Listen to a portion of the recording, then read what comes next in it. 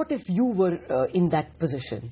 And you were, they gave you 6 months to discuss, but, you were told in 7 weeks, 85% of the currency has to be changed, and you knew the currency printing capacity. What could you have done? No, but we're talking about 7 weeks now, right? But the preparation has been going on for a long time. So, when you ask a question like, what would you have done? Yeah. It's a wonderful chance to be boastful, okay? But when you're in the hot seat there, okay, you do a lot of preparation to the best of your ability, but certainly on an issue like this on which there's no experience to fall back on, there could have been some glitches. In the event, I believe that there were more glitches than could have been, but that's par for the course. Yes, people suffered, hundreds of millions of people suffered, and we do hope that there will be some significant, substantial and long sustainable benefit. Would you have made your most opposition felt? Most certainly, yeah. Okay. Most certainly, I would have told the government of what the state is, and if necessary, I would have asked for more time. Okay, and there is no evidence to show that the RBI or the governor has not asked for more time. Right? Now, would you have gone even beyond that and said that I won't be part of it, relieve me because I'm unable to do it? How much further would you have pushed your opposition? It depends on the circumstances. If I am, in principle, opposed to the judgment on demonetization, yes, I would have said no. But if it's a question of logistic details, administrative details, that is not a matter of principle on which you say quits, right? Well, if the logistical problem is so huge as to defeat the policy objective in that case, which seems to be the case now. Yeah, but you're talking as if it's all take it or leave it issues. The government and RBI do not function in that way. Indeed, no two public policy institutions function in that way, or take it or leave it basis, right? It's always meeting your way, convincing each other, persuading each other, and compromising in what you believe is the public interest. No, well, interestingly, Dr. Reddy said I would have probably got myself admitted to the hospital, or in some way not been part of the proposal or the implementation. Would that be? I mean, opting out because of the magnitude of the. No, I would say I don't know in what context Dr. Reddy made that statement. I've seen reports of that statement. But I would say that if you are in principle opposed to the decision about demonetization, okay, then that's a question for saying I'll quit. But if you have some problems on implementation, I don't think that's a matter of principle on which you are required or obliged or called upon to quit. You need to work with other agencies to make it a success. Okay. Well, there are only 3 members of the RBI board, external members. The rest are all, RBI deputy governors and governor and finance ministry officials. The fact that 6 or 7 appointment seats are vacant, did all this, already pave the way for very weak opposition? I don't think so. I think that's reading too much conspiracy into this.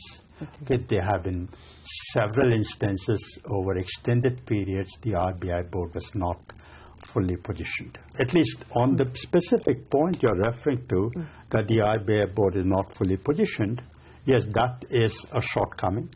That's not desirable. But to see some conspiracy in that, and to say that the decision on demonetization would have been any different, or the implementation would have been any different if there had been 7 more members on the RBI board, I think is unrealistic. Okay. Well, I'll try and recall what Dr. Reddy said. He said I would have tried to convince the government to only do 1,000 rupee notes because that would have been more handleable. And if they didn't agree, then I would have perhaps opted out and said, he said, I won't oppose the sovereign and be a rebel. I would have quietly said that I'm not well and got myself admitted. That was the full statement of what he said. So, I mean, what would therefore your opinion? It's inappropriate for me to comment on what Dr. Reddy said. Okay. But I told you what I would have done, where I would have stood. Okay. If it's a matter of principle, yes, you stand by your principle. If it's a matter of judgment and you believe very strongly, yes. But if it's a matter of administrative logistics, you try to meet each other, you try to go halfway and together try to make the program or the project or the decision a success. So in this case, in principle, you were not opposed to the idea? Well, that's a hypothetical question, Okay, yes. because I don't have all the facts, all the judgment, all the analysis that was done when the demonetization decision was taken. So being outside now to say that I would have approved demonetization or I would have disagreed with it, I think is completely hypothetical. Okay. What about the way RBI itself has handled the communication?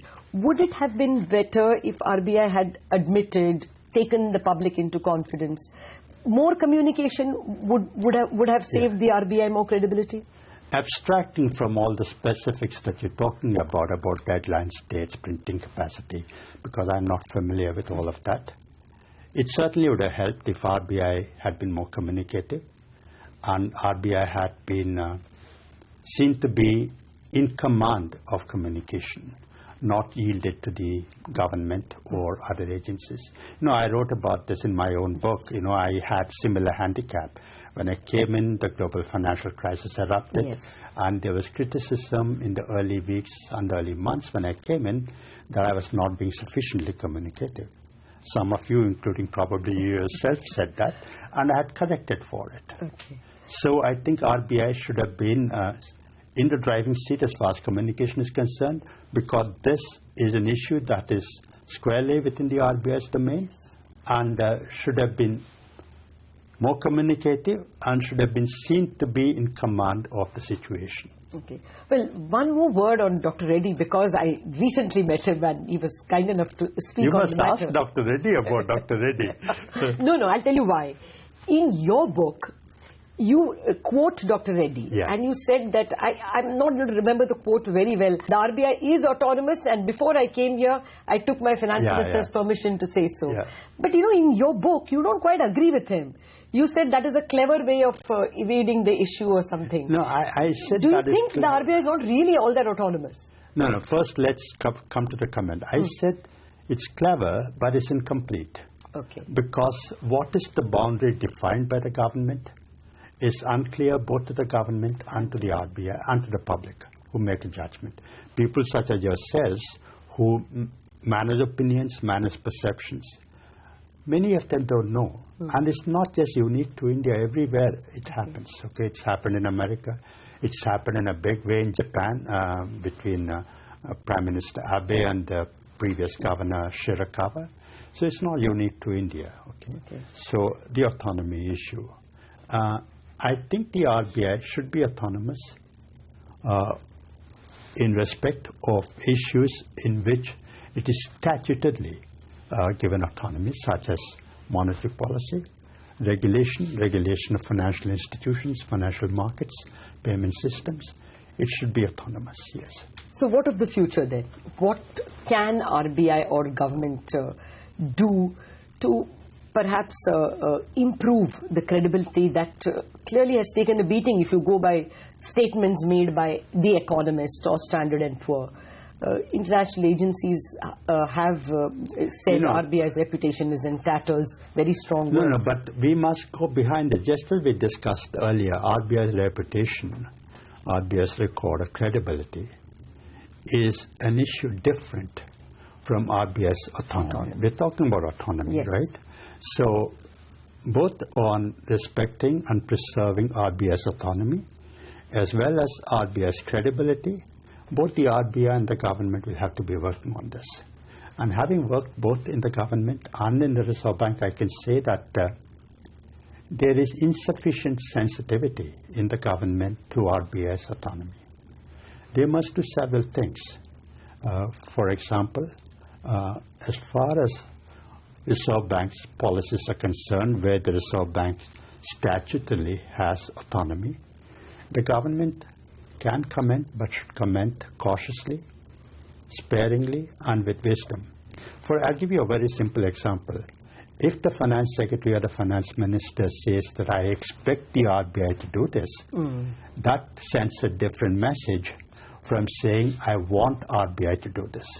No, the CII or the SOCM or the FICCI doesn't say, I expect the RBI to do this. They say, we request the RBI to do this, we want the RBI to do this, we would like if the RBI does this. Yeah.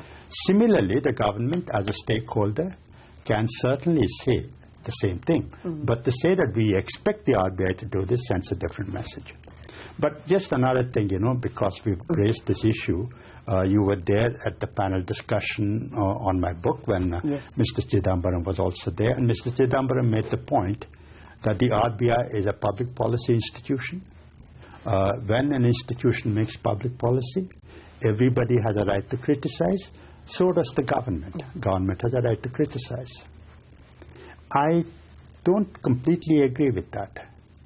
Government criticizing the Reserve Bank in a public forum is detrimental to macroeconomic management.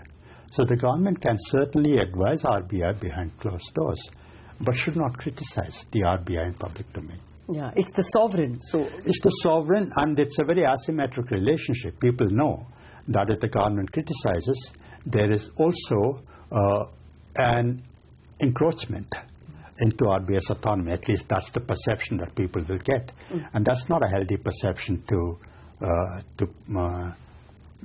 push through.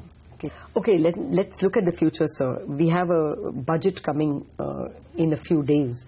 Now, the expectation is that because demonetization caused pain, the fisc should make good. What do you think should be the fisc's responsibility in this budget? I have a very definite view on this, Latha. I'm a fiscal hawk. And for good or bad, the fiscal responsibility of the government is seen to be the bellwether indicator of its reform credentials. This is not just this government. For several governments for the last 25 years, 30 years, this has been the case. We saw that in 2015 when Finance Minister Jaitley deviated from fiscal responsibility, there was a lot of criticism. In 2016, when he conformed to it, there was a lot of praise. Investors, domestic investors, foreign investors, analysts, commentators, opinion makers, all of them attach a lot of weight to this. So I don't believe that deviating from fiscal responsibility is a wise thing. And where's the case for it? If after all the government and the RBI are actually saying that this is a temporary blip, we're going to have a V-shaped recovery, there's going to be no hysteresis at all, there's a very temporary demand shock, where is the case for any fiscal stimulus? In fact, I would argue that if you indeed get additional taxation and spend that money, there'd be additional demand, and there is no case for fiscal stimulus. And there's already been a lot of monetary easing, right, as a consequence of deposits and all that. So both from a perception point of view as well as from hard macroeconomic evidence, the case for deviating from fiscal responsibility is zero.